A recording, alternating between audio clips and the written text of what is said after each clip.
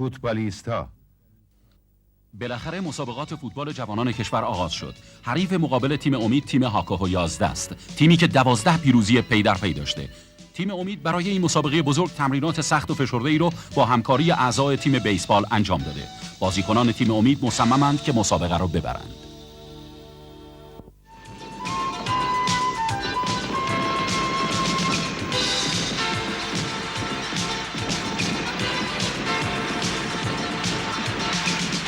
مسابقات محلی فوتبال جوانان سراسر ژاپن به زودی شروع میشه.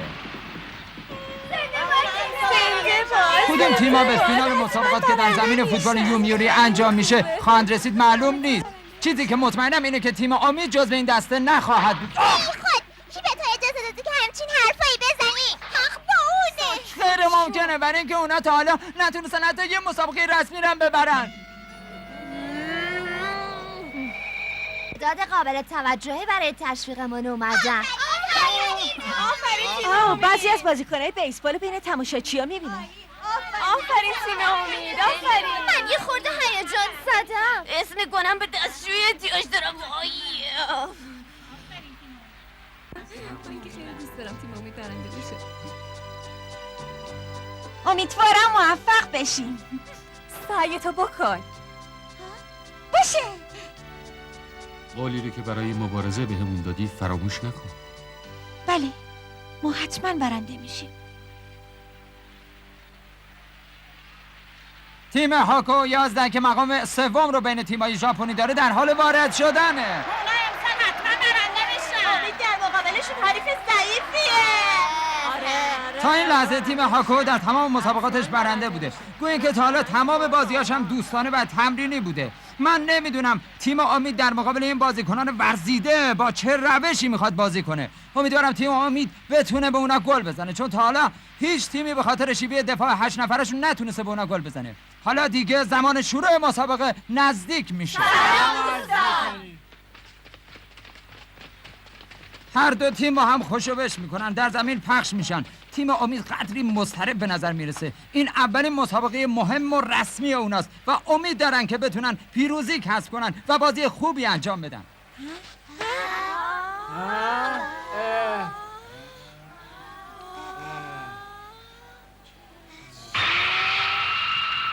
این کار معنیش چیه؟ بچهای هاکو 11 از آغاز بازی دارن از دروازه‌شون دفاع میکنن.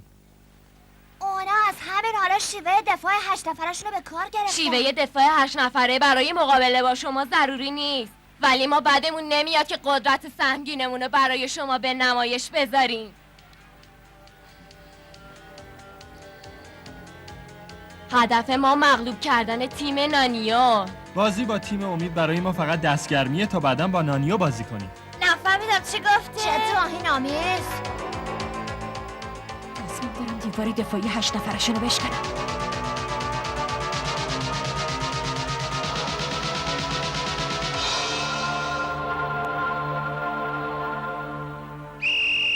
بزن بریم.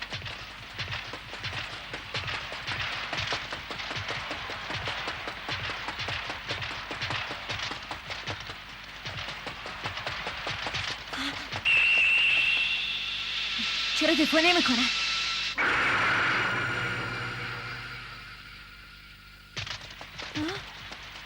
جریان چیه؟ بازیکنای هاکو برای گرفتن کاکرو تکون نمیخورن. بازیکنان رو امید میخوان دیوار دفاعی رو بشکنن.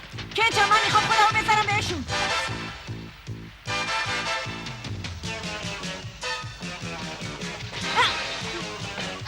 جوشی! کنتا! بده به خودم. تیم امید به سختی به هاکو 11 حمله میکنه. 8 دفاع هاکو نمیتونن جلوشو بگیرن. حالا من میخوام امتحان کنم. منم همینطور. منم میخوام امتحان کنم.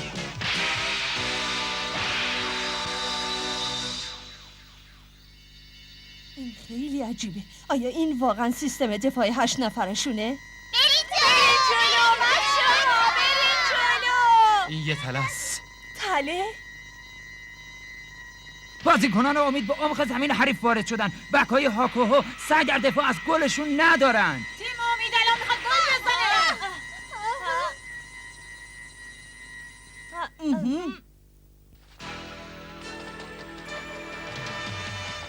بخش بازی کردن تموم شد. چی؟ کاپیتان توپو بگیر. پس اون تاکتیکشون بود. لعنتیا، بچه ها برگردی به زمین خودمون. خب پس به این دلیل نزدیک شدن به دروازشون آسون بود. کوکی توپو بگیر. باشه. کوکیتا و کوکی از تیم هاکو دارن ضد حمله‌شون رو به نمایش میذارن. ناوتا، ماما رو اجازه ندین شوت کنن. چطوری میخوان جلومونو بگیرین؟ کوکی! کوکی میخواد شوت کنه.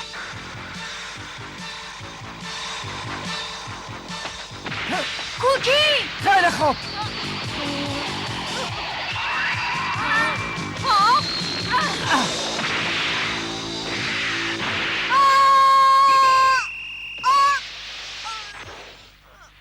و گل! اونا گل زدن. تیم هاکو موفق شد دروازه تیم امید رو باز کنه. ما درباره قدرت دفاعی هاکو قبلا شنیده بودیم، ولی حمله بسیار موثر اون دو نفرم نباید فراموش کرد. ماسارو در مقابل حمله دو نفری اونا درمانده شده بود. تیم امید مایوس به نظر میرسه. آیا میتونن یه راهی برای ضد حمله پیدا کنن و گل خورده رو جبران بکنن؟ به هر حال باید منتظر باشیم ببینیم چی پیش میاد. اونا ما رو گل زدن، ما گل تاکتیکشون رو خوردیم. فقط یه گل جلو هستن بچه ها، بازی تازه شروع شده. آره، ما اونقدر ضعیف نیستیم که با یکی دو تا گل خودمون بازنده به حساب بیاریم. حق با ماساروه. ما تا یکی دو تا گل نخوریم خودمون رو جمع جور نمی کنیم که گل بزنیم. حالا موقعشه که گل بزنیم. آره، حتما این گل خورده رو جبران میکنیم.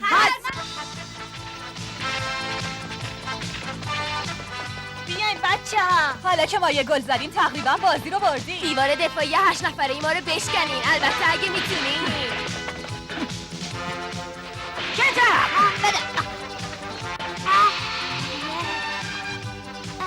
بگه.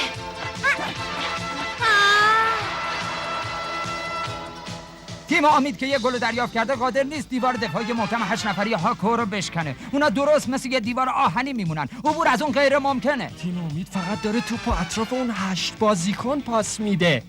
بچه‌ها تمرینی که با هم داشتیم به خاطر بیارین، همونطوری حمله کنین. چی شده؟ ما فقط باید به هم دیگه زل بزنیم. ما اگه ضعیف‌تر از شما هم باشیم بازم بازی رو میبریم، چون قیافه‌های مضحکی پیدا کردیم. به خودتون وعده ندید. توپو بده ببینم کاچرو. نادون کنتو تنهایی نمیتونه هیچ کاری بکنه. برین دنبالش. بیا کاچرو مال خودت. فتشی. اونا دارن شجاعانه بازی میکنن. باید ممنون تمریناتمون با تیم بیسبال باشیم. اونا باعث شدن ترس ما بریزه. تیم امید برای شکستن دیوار دفاعی 8 نفره وارد زمین حریف شده، ولی کار مشکلیه. میخوام گل بزنم. این خیلی بده، دروازه بام بیا جلو.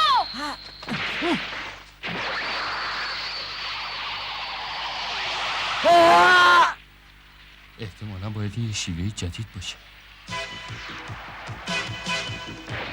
خیلی خوب، حمله میکنی. نمیتونی این کارو بکنی. اون غیر مستقیم رد شد. چه پاس عمیقی میده. اونا واقعا بازیکنای بی‌نظیرین. تیم امید نمیتونه مانع حمله اون دو نفر بشه.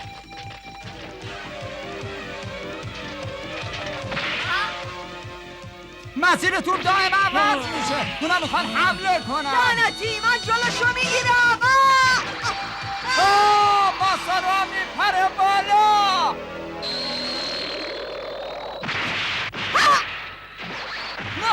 ماسارو با توپ وارد دروازه شد. ماسارو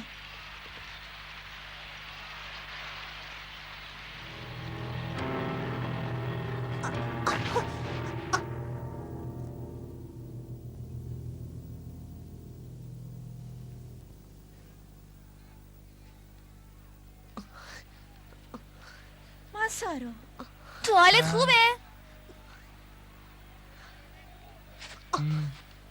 بدنش که سالم به نظر میرسه. متاسفم نتونستم جلوشو بگیرم. ضربش خیلی قوی بود. عیبی نداره. 2 گل عقبیم.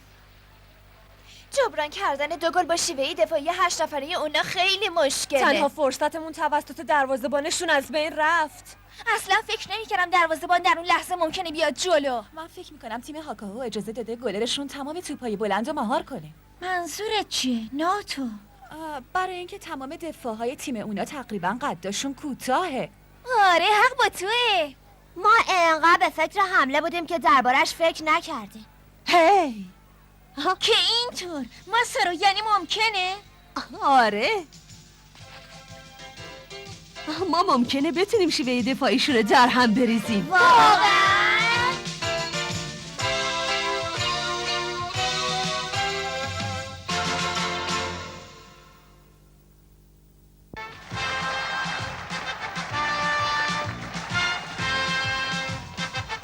ما ممکنه بتونیم شیوه دفاعی 8 نفرشون رو به هم بزنیم.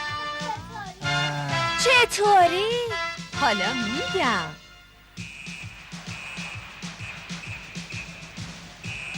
و حالا نیمه دوم داره شروع میشه. بازی 2-0. ممکنه تیم امید بتونه جبران کنه، حتی یه دونه گل. جریان چیه؟ نوک حمله ها و مدافعین دارن جاهاشون رو عوض میکنن. ناوتو و ماموری بلندقد در کنار کاکرو دارن بازی میکنن. تاکشی و کیوشی از دروازه دفاع میکنن. معلوم نیست چه اتفاقی ممکنه بیفته.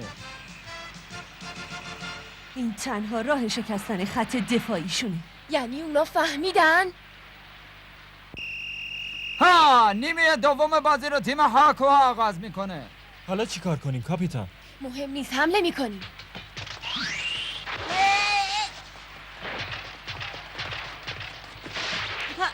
خیلی خوب نگرش داشته. اثر تعویض پستا حالا داره معلوم میشه. بیاید زد حملمون رو شروع کنه بچه‌ها. ناتو مامورو این دیگه کیه؟ شیوه دفاعی 8 نفره داره به لرزه میفته. بچه‌ها برین جلو، برین. دروازه‌بان بیا جلو. حالا شوت میکنم.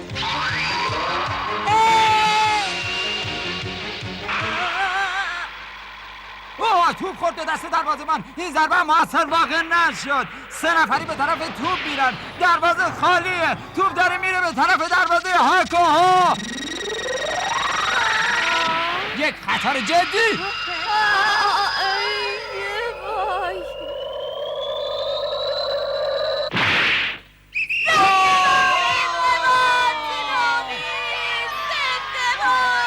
بازیکنان هاکو از این حمله ناگهانی هاج و واج موندن.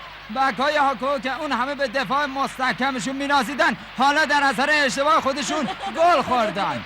عالی بود. عجب گلی خوردیم بی خودی. چه بدشانسی.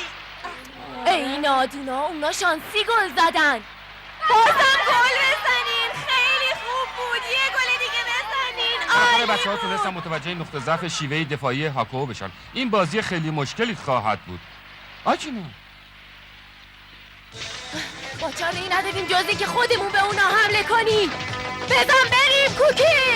اگه یه گل دیگه بزنم کارمون سخت میشه. بازی داره خیلی جالب میشه. به نقطه ضعف شیوه دفاعی هاکو حمله شد و اشتباه خط دفاع باعث شد که تیم آبی یک گل بزنه. چه کسی فکر میکرد این بازی به اینجا کشیده بشه؟ در اینجا تیم هاکو میخواد یک گل دیگه به دست بیاره. اوکیتا و کوکی طبیعتا میخوان به داخل زمین امید نفوذ کنن. اونا میخوان حمله 2 نفرشون رو به نمایش بذارن. ما برای دفع حمله 2 نفره حاجی مدد نیستیم.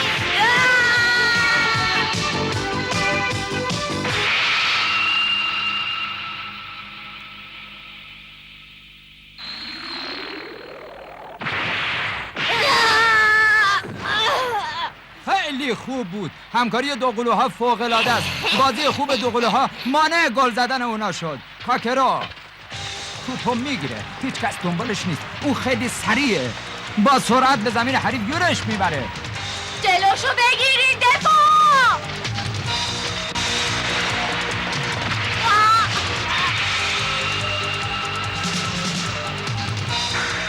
این توپ مال ماست. میخوام برم تو دروازه هاکوها. بکن تو دروازه کاکرو بکن. هر طور شده باید گل بزنم. توی دروازه گل! تیم امید بازی رو مساوی کرد. عالی بود.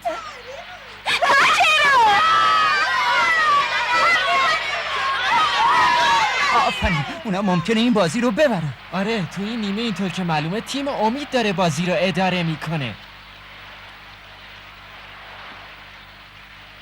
اوکی تا ما تیم امید رو دست کم گرفته بودیم، بهتره خط حملمون رو راه بندازیم. اگه دست رو دست بذاریم شکستمون حتمیه. خیلی خوب، قرار بود این تاکتیک محرمانه برای مغلوب کردن تیم نانیو باشه، ولی حالا کارش نمیشه کرد. حالا دیگه موقعیتی پیش اومده که نمیشه محرمانه نگهش داشت. هاکرو تو دیگه نمیتونی گل بزنی. برای این خیال دارم.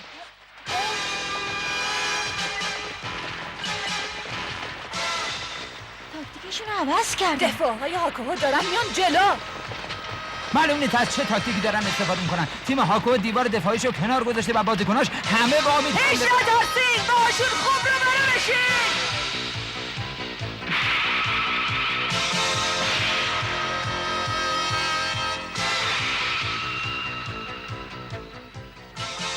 دروازه امید کاملا توسط بازیکنان هاکو مورد حمله قرار گرفته. ما حالا نتیجه تمرینات محرمانمون رو که برای مغلوب کردن نانیو بود به نمایش میذاریم.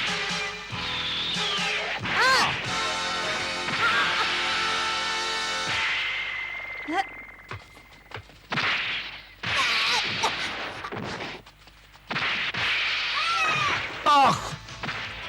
بچه‌های هاکو توپو مثل مسلسل شلیک میکنن. آیا تیم امید میتونه مقاومت کنه؟ اینطور که پیداست دیوار دفاعی تبدیل به حمله شده. این نتیجه تمرینات ویژه تیم امیده. خب تا به حال چنین ضربات سنگینی دیده بودین؟ بچه‌های تیم امید صدمه دیدن، دارن یکی یکی میافتن. زنده باد زنده باد زنده باد تیم امید. این دیگه آخریشه. برو جلو.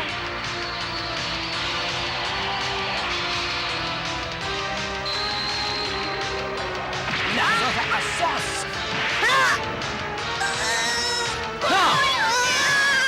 ماسارو با شکمش توپو میگیره، ولی چیزی نبوده که خودش بیافته توی دروازه.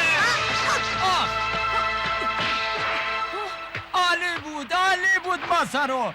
توپ در اختیار امید قرار میگیره. ما تونستیم جلوی گل زدنشون رو بگیریم.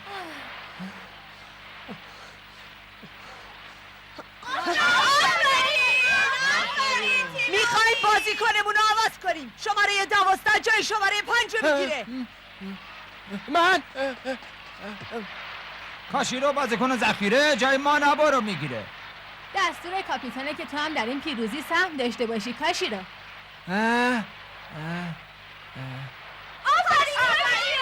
حالا کاشیرو میخواد توپو پرت کنه. فقط 1 دقیقه از بازی مونده. من در این پیروزی باید سهیم باشم. کاکرو. بله. کاشیرو بنداز. کاکرو میپره جلو. کاشیرو در حال انداختن توپه. چیکار میخوان بکنن؟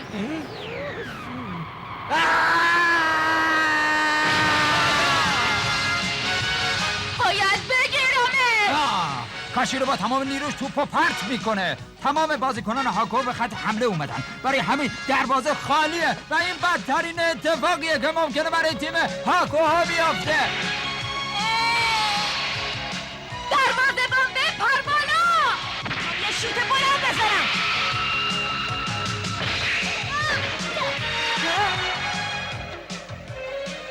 دروازه‌بان هاکو مایوسانه توپو مش کرد. توپ توی هوا مقابل دروازه است. فقط 15 ثانیه باقی مونده. وقت بازی داره به پایان میرسه. کاکرو پس بده. میخوام جلوتون رو بگیرم. نمیتونی از من رد بشی. توپ پای نهاتو نمیگیره. بعد شانسی میاره.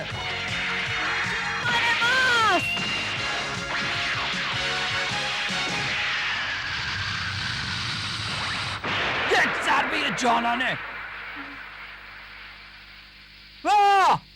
کاکرو موفق شد. بازی به پایان رسید.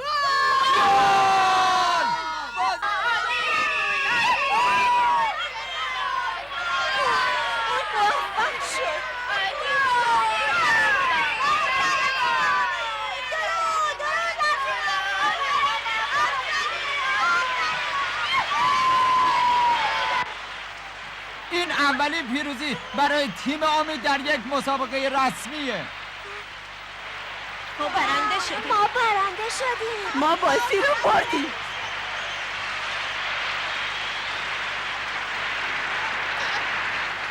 بچه ها کارتون عالی بود.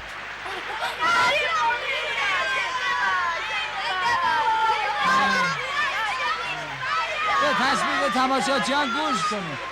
تیم همیشه بازنده امید برای اولین بار از تاریخی که باشگاهشون تأسیس شده موفق شد یک بازی رسمی رو ببره.